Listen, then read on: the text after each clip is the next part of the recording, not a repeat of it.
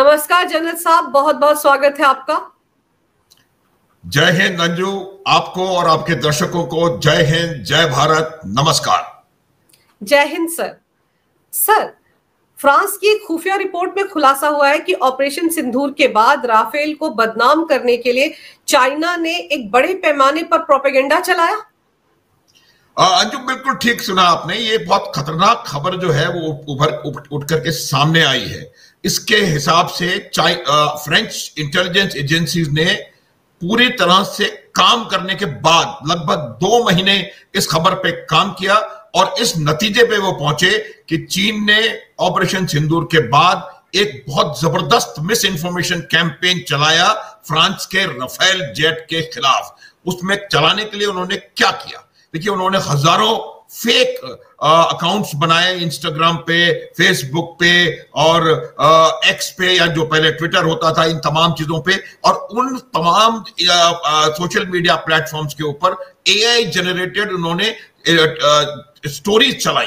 उन्होंने वहां पर एक प्रोपेगेंडा पूरा चलाया और उस प्रोपेगेंडा में उन्होंने अपने दूतावासों का प्रयोग किया। उनके जो राजनयिक है, जो कई देशों में है, और खास करके उन देशों में जहां जो कि राफेल के पोटेंशियल बायर्स हैं या चाइनीज इक्विपमेंट के बायर्स हैं। ये मैं चाइनीज इक्विपमेंट क्यों कह रहा हूं वो भी आपको मैं बताऊंगा, लेकिन जो राफेल के बायर्स हैं या पोटेंशियल बायर्स हैं, उन देशों में खास करके ये जबरदस्त कैंपेनिंग चलाई गई। इसका मकसद सिर्फ यही था कि किसी न किसी तरह से इसको राफेल जेट को डिस्क्रेडिट किया जाए, ताकि जो लोग राफेल खरीद रहे हैं वो राफेल ना खरीदें और चाइना के जो डिफेंस इक्विपमेंट है उसके खरीदने की तरफ जाएं। तो ये एक बहुत जबरदस्त कैंपेन थी। इसका एक उदाहरण आपको मैं दूंगा। इंडोनेशिया एक वो देश है जो ऑलरेडी राफेल खरीद चुका है और एक और ऑर्डर देने वाला है। तो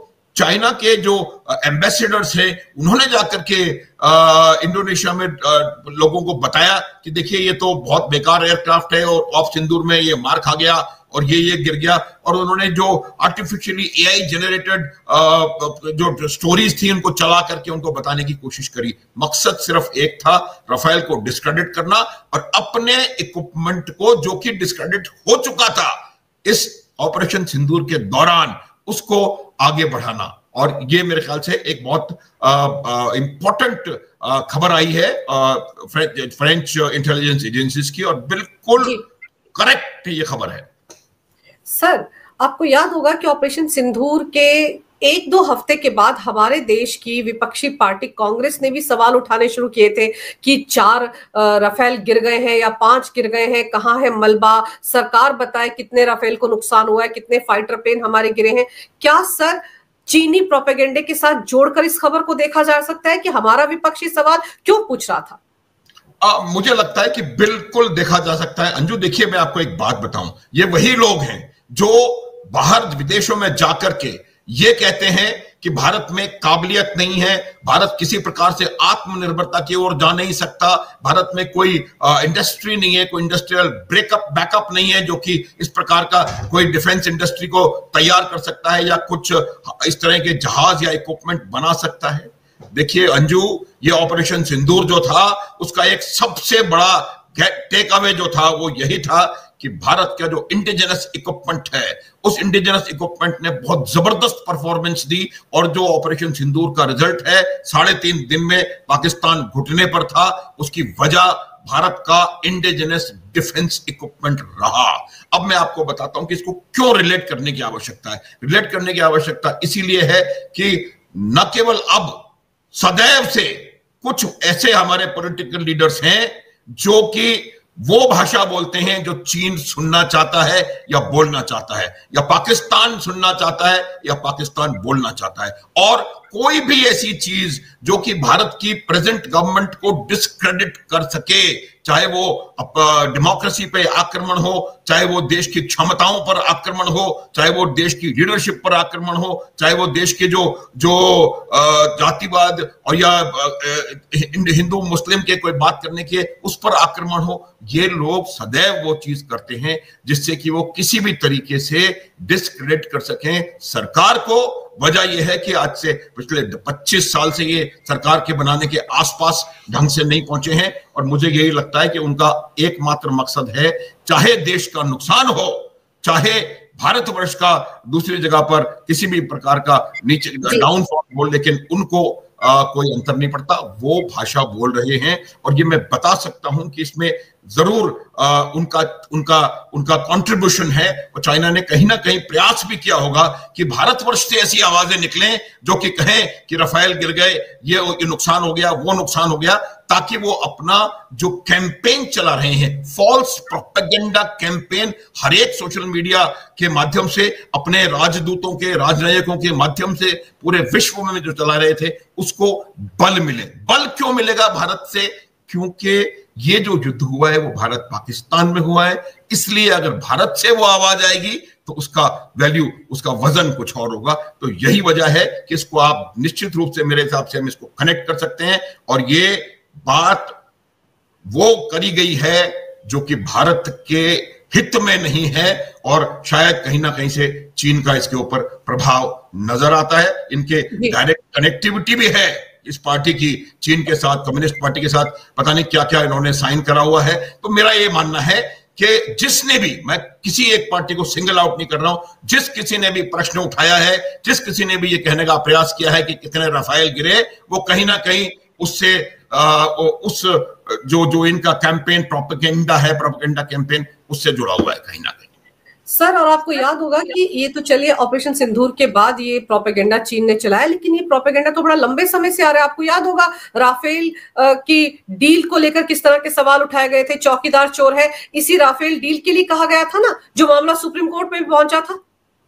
हाँ, देखिए अंजू, कहा गया था, लेकिन इसी मामले में उसी लीडर को सुप्रीम कोर्ट में जाके माफी मांगनी पड़ी थी। देखिए, जो सच है वो रहेगा, लेकिन ये जो कैंपेन है, इसकी मैं आपको वजह बताता हूं। क्योंकि जो डिफेंस जो मार्केट है, उसमें बहुत जबरदस्त राइवलरी है। देखिए, और वो राइवलरी की वजह यही है कि आप जो फ्रांस की जो ये कंपनी है,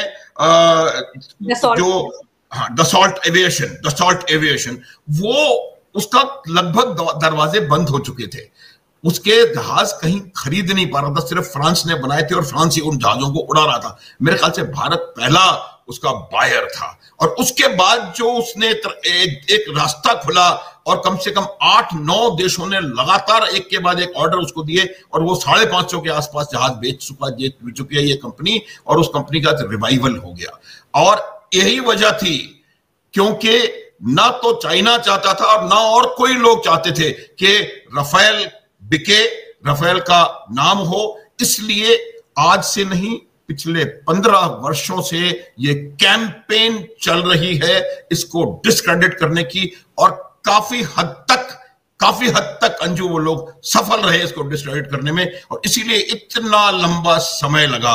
लेकिन जैसे ही भारत ने इसका ऑर्डर प्लेस किया, उसके बाद दनादन उनकी भाषा में बोले तो खटाखट ऑर्डर मिले उनको, और वो खटाखट ऑर्डर से आज दसॉल्ट एविएशन जो है वो काफी अपने हथियार बेच रहा है।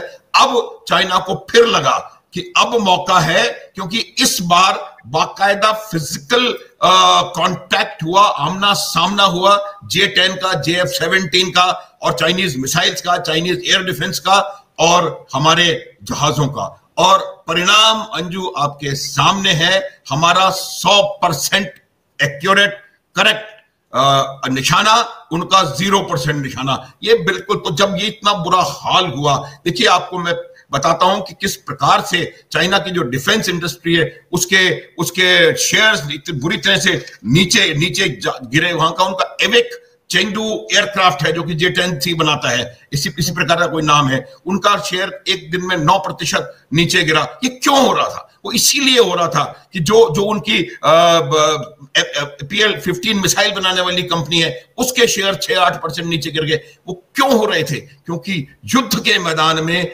ये बिल्कुल नाकाम सिद्ध हुए। वजह कुछ भी रही हो, वजह आप कुछ भी कह सकते हैं, हमारा अच्छा, पाकिस्तान का पायलट खराब, इसका वो, वजह कुछ भी रही हो। देखिए, आज की तारीख में डिफेंस के मार्केट में इन्फ्लुएंस जो होता है, जो उसकी जो परसेप्शन मैनेजमेंट है, वो उतना ही इंपॉर्टेंट है जितना इंपॉर्टेंट उस वेपन सिस्टम की परफॉर्मेंस है। आपका परसेप्शन मैनेजमेंट ठीक रहेगा, आप ये लोगों को कन्विंस कर सकेंगे कि हमारा जहाज बेहतर है, तो आपका जहाज बिकेगा।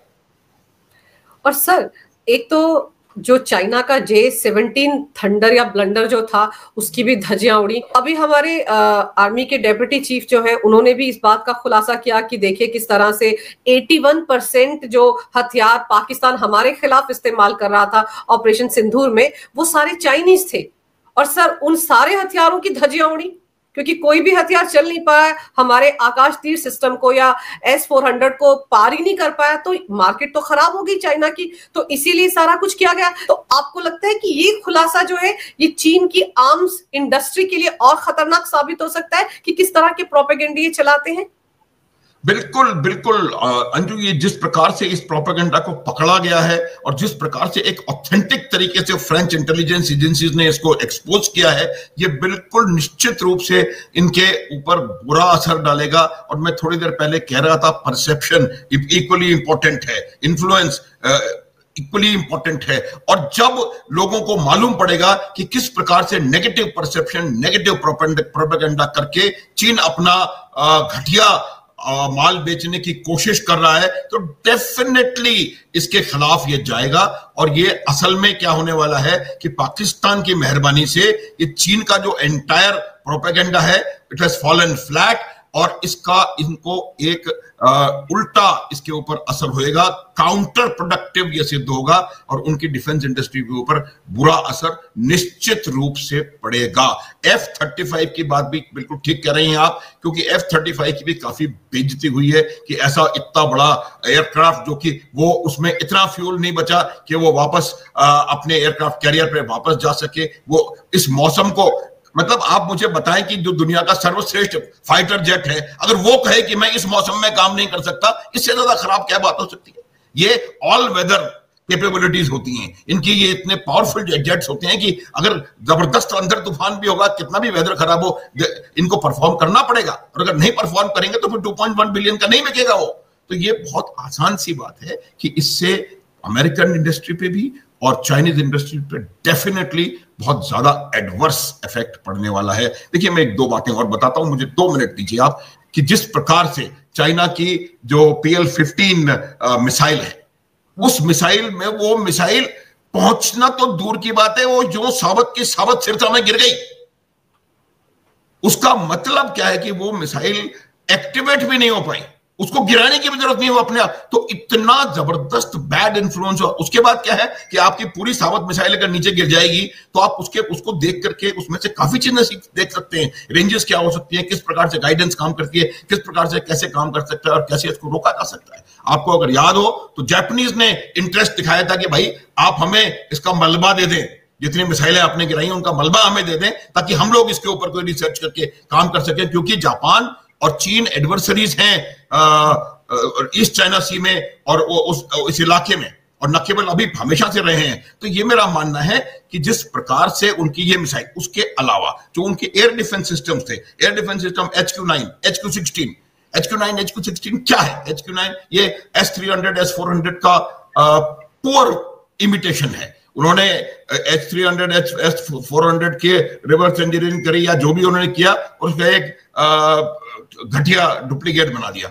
और जब वो डुप्लीकेट बिल्कुल काम नहीं किया, आप देखो, अगर आपके पास इस प्रकार का weapon system, air defence system है, तो कैसे नूर खान पे हमला हो गया, कैसे चकलाला पे हमला हो गया, कैसे सियालकोट, कैसे रहीम यार खान, कैसे मलीर, और उनको तबाह कर दिया। आपके जो एटॉमिक जो सेफेस्ट जगह है, उस जगह पर जाकर के ब्रह्मोस गिरी है। वो तमाम चीजें देखने के बाद ये सिद्ध हो गया कि जो चीन ने एयर डिफेंस इक्विपमेंट दिया था, या चीन ने जो मिसाइलें दी थी, या चीन के जो फाइटर एयरक्राफ्ट थे, वो बिल्कुल किसी भी काम के नहीं थे। देखिए, जब हमने पहले दिन हमले किए थे, हमने लाइन ऑफ कंट्रोल भी पार नहीं करी थी, इंटरनेशनल बॉर्डर भी पार नहीं किया था, तो किसने आकर के आपके रफाइल्स को गिरा दिया? तो ये बिल्कुल गलत प्रोपेगेंडा है। और इस प्रोपेगेंडा में सब वो तो है ही। और मैं आपको एक और जो बात बता रहा था वो ये थी कि चाइना का तरीका काम करने का यही है, उन्होंने एक इकोसिस्टम बनाया हुआ है हर टारगेट कंट्री में। सिर्फ भारत में नहीं है, हर जगह बनाया हुआ है। और वो इकोसिस्टम उनकी ओपिनियन वॉरफेयर या इन्फ्लुएंस करने की वॉरफेयर या परसेप्शन मैनेजमेंट जो होता है वो करने का काम करता है। और उसी इकोसिस्टम, वो इकोसिस्टम इंडिया में पूरी तरह से घुसा हुआ है, हर लेवल पे, हर जगह पर, पॉलिटिकल सर्कल्स में, ब्यूरोक्रेसी में, हर जगह है। तो वो जो वहां से बन करके नैरेटिव बन करके आता है, उस नैरेटिव का असर पड़ता है। और शायद जो हमारे कुछ राजनीतिक दलों की प्रतिक्रियाएं हैं वो भी उसी ओवरऑल नैरेटिव के और ओवरऑल इकोसिस्टम का हिस्सा शायद कहीं ना कहीं है। मैं बहुत बड़ी बात कह रहा हूं, लेकिन ये बात हमको बहुत ध्यान से देखने की और सोचने की बात है। हर वो स्टेटमेंट जो पाकिस्तान आज देता है वो हम या तो एक दिन पहले दे देते हैं या एक दिन बाद दे देते हैं। इसकी कोई वजह, अगर पाकिस्तान कोई डोजियर 370 हटाए जाने के खिलाफ यूएन में देता है तो उसमें आपका नाम आता है। इससे बड़ा मेरे ख्याल से क्या क्या क्या हो सकता है? उसमें आपका ही नहीं, पूरे इकोसिस्टम में बहुत लोग हैं, सब जिनके नाम उसमें आए हैं, चाहे वो कम्युनिस्ट हों, चाहे वो सोशल एक्टिविस्ट हों या पॉलिटिशियंस हों, हर प्रकार के लोगों के उसमें उस डोजियर में मेंशन है। वहां का जो एंटायर मीडिया है पाकिस्तान का उन लोगों के ऊपर आ रहा है। अभी भी जो पाकिस्तान में वीडियोस दिखाए जा रहे थे उनमें हमारे कुछ पॉलिटिकल लीडर्स के स्टेटमेंट्स लगातार वहां पर चल रहे थे। वो क्यों चल रहे थे? वो इसलिए चल रहे थे, वो कह रहे थे भाई तुम अब खुद ही कह रहे हो यार हमारे 5 राफेल गिर गए, 6 वो गिर गए, जबकि ये बिल्कुल गलत। एयरफोर्स के डीजी एओ ने कह दिया, आपके सीडीएस ने सिंगापुर में जाकर के कह दिया, सबने कह दिया no question, no Rafales down, all pilots back.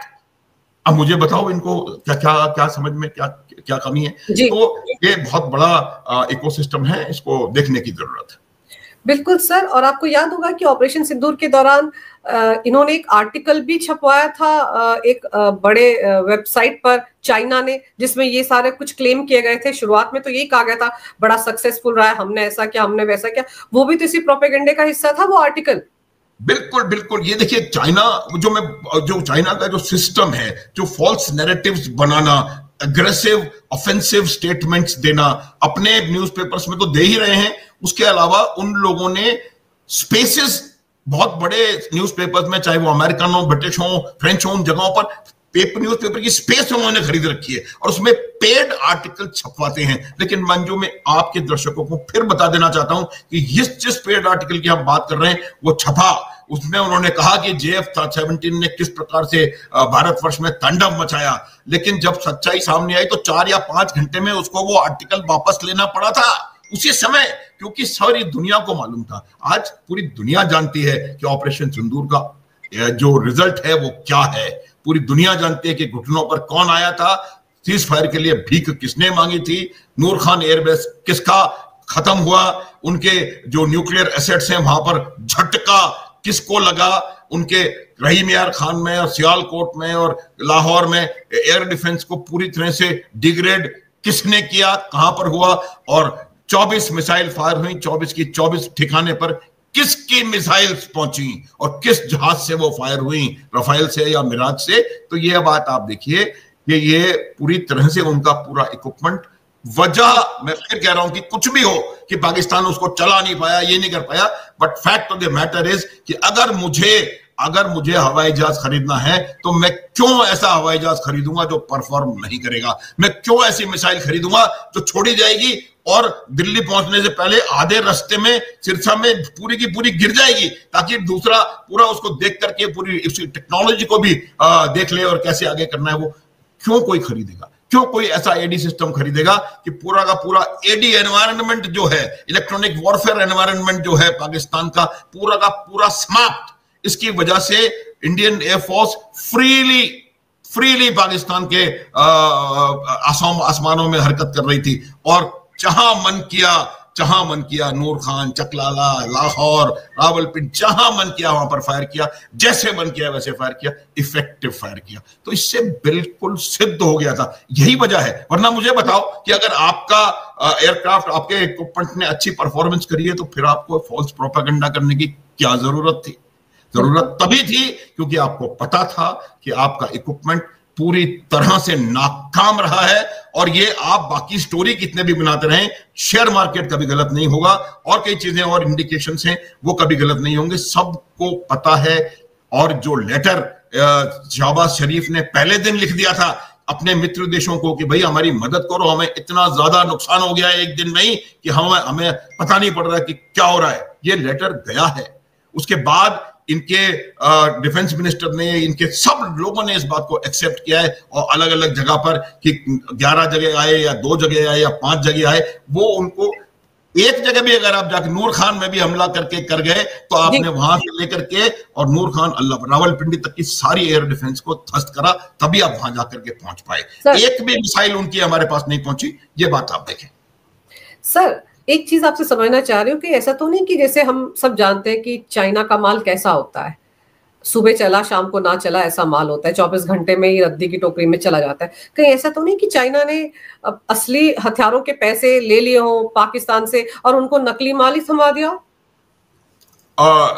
Anju ये बात तो मैं मानता हूं, इस बात के प्रमाण मौजूद हैं कि जब चाइना कोई भी चीज मैन्युफैक्चर करता है तो वो 2 अलग अलग ग्रेड के चीजें मैन्युफैक्चर होती हैं। एक वो ग्रेड जो कि अपने खुद के देश में अपने इस्तेमाल के लिए बनाता है और एक वो ग्रेड जो कि वो बाहर दूसरों को बेचने के लिए बनाता है, खास करके डंपिंग में उसका इस्तेमाल करता है।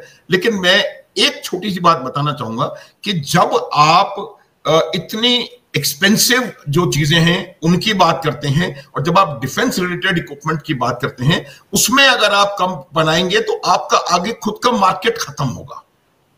ये बात, क्योंकि बाकी चीज तो वो सस्ते में डंप कर रहा है। लेकिन मुझे लगता है कि इस बात को थोड़ा पिंच ऑफ सॉल्ट के साथ लेना पड़ेगा कि उन्होंने पाकिस्तान को धोखा दे दिया, क्योंकि उसमें क्या होता है कि अगर वो उनका इक्विपमेंट की गलती होती है, वो ठीक नहीं चलेगा, तो उनकी अपनी इंडस्ट्री के ऊपर इसका बहुत जबरदस्त एडवर्स इफेक्ट पड़ेगा।